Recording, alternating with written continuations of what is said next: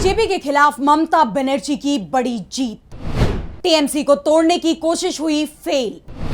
वापस लौटने लगे ममता से नाराज सांसद।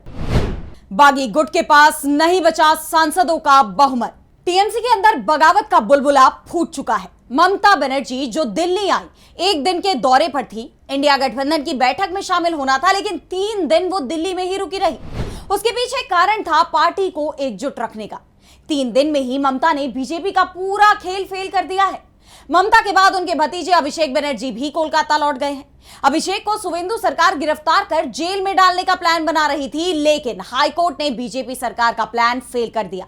यानी बीजेपी टीएमसी पर दबाव बनाने की जो कोशिशें कर रही थी, वो कोशिशें अब पूरी होती नहीं दिखाई दे रही। टीएमसी के वो बागी सांसद जिनके बारे में कहा जा रहा था कि वो ममता से बगावत कर रहे हैं, अब वो वापस ममता के साथ खड़े हो गए हैं।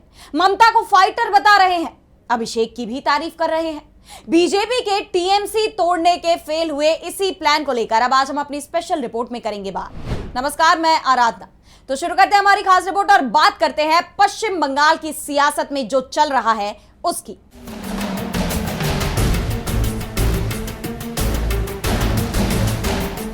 तो टीएमसी की सांसद काकोली घोष की तरफ से दावा किया गया था कि उनके साथ 20 सांसद हैं। काकोली टीएमसी से बगावत करने वाली पहली सांसद थी।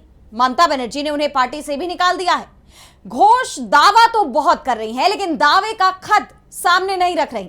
बाद में मीडिया में एक खत जरूर वायरल हुआ जिसमें 19 सांसदों के नाम थे, लेकिन अब खबर यह आ रही है कि यह खत या तो फर्जी है या इसमें हुए दस्तखत फर्जी हैं, क्योंकि लिस्ट में जिन सांसदों के नाम है वो ये कह रहे हैं कि हम तो ममता दीदी के साथ हैं।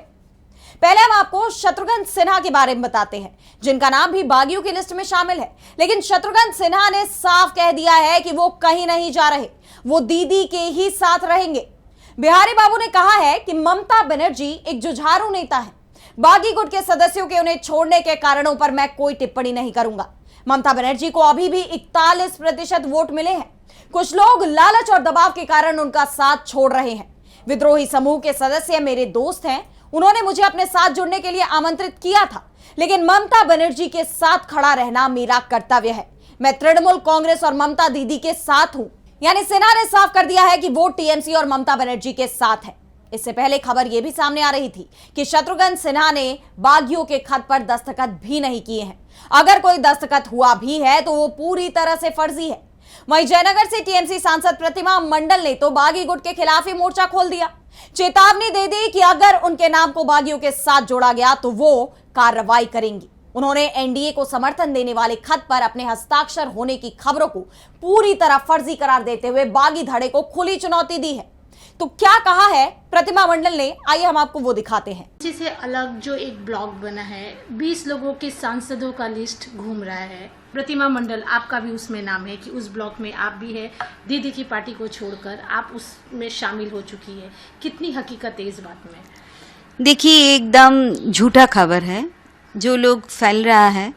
मेरा क्षेत्र का लोगों का मन में एक झूठा खबर जो जा रहा है, उसके मन में ये भी लग रहा है हम प्रतिमा मंडल को घासीडुपुरे जोड़ाफुले प्रतीक में निर्वाचित किया है, आशीष दिया, वो क्यों जाएगा?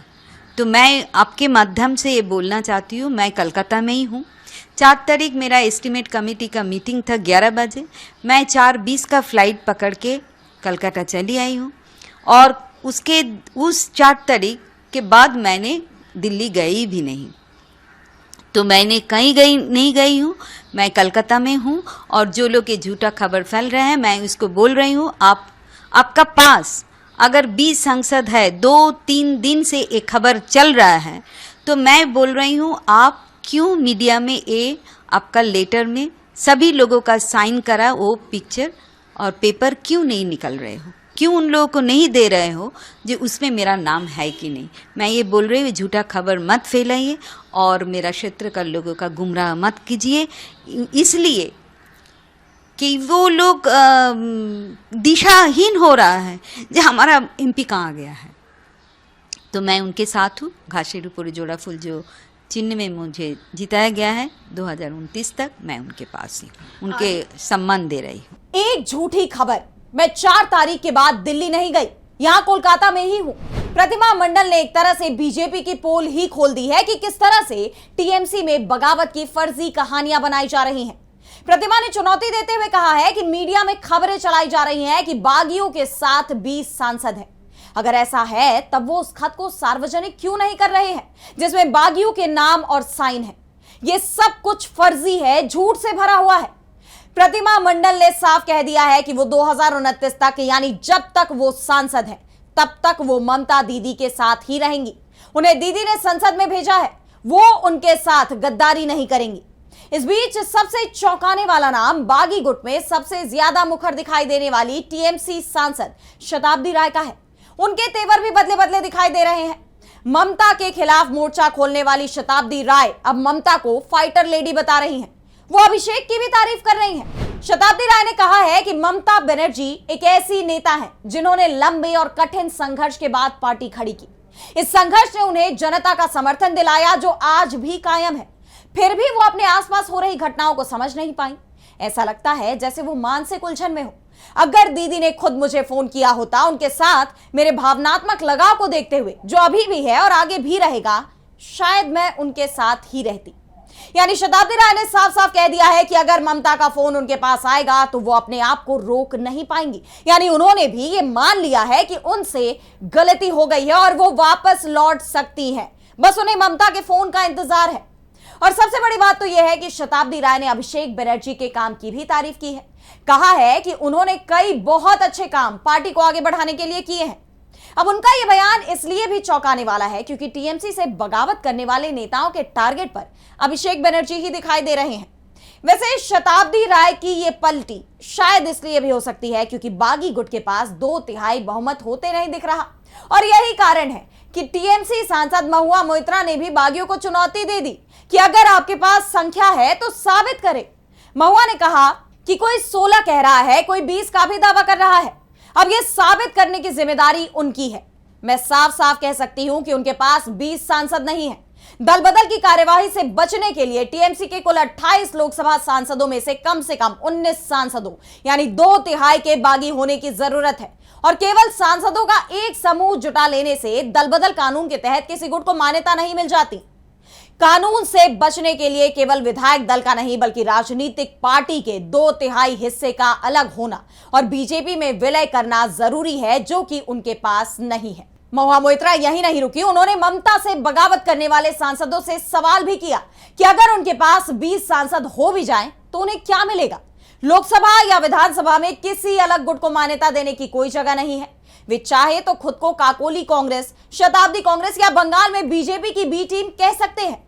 वे अलग बैठकर बीजेपी को वोट देने के लिए स्वतंत्र हैं, लेकिन ये उनके लोकसभा करियर का अंत होगा। टीएमसी के कुछ राज्यसभा सदस्यों ने भी इस्तीफा दिया है, लेकिन क्या बीजेपी उन्हें वापस टिकट देगी या फिर उनके सियासी करियर का अंत हो जाएगा? दरअसल पश्चिम बंगाल में अभी तक 4 राज्यसभा सांसद इस्तीफा दे चुके हैं और यह संख्या बढ़ भी सकती है, लेकिन महुआ मोइत्रा ने सवाल किया है कि क्या ये लोग वापस संसद आ पाएंगे। उन्होंने कहा कि ममता दीदी लोगों के प्रति हमेशा वफादार रही हैं, जो बीजेपी की क्रूर राजनीतिक संस्कृति से बिल्कुल अलग है। बीते 15 सालों से ममता दीदी के नाम का फायदा उठाने वाले ये बेकार लोग, दीदी को तो इन्हें बहुत पहले ही अलग कर देना चाहिए था, लेकिन अब ऐसे लोग खुद ही पार्टी से अलग हो गए हैं। ये टीएमसी के लिए भी अच्छा है।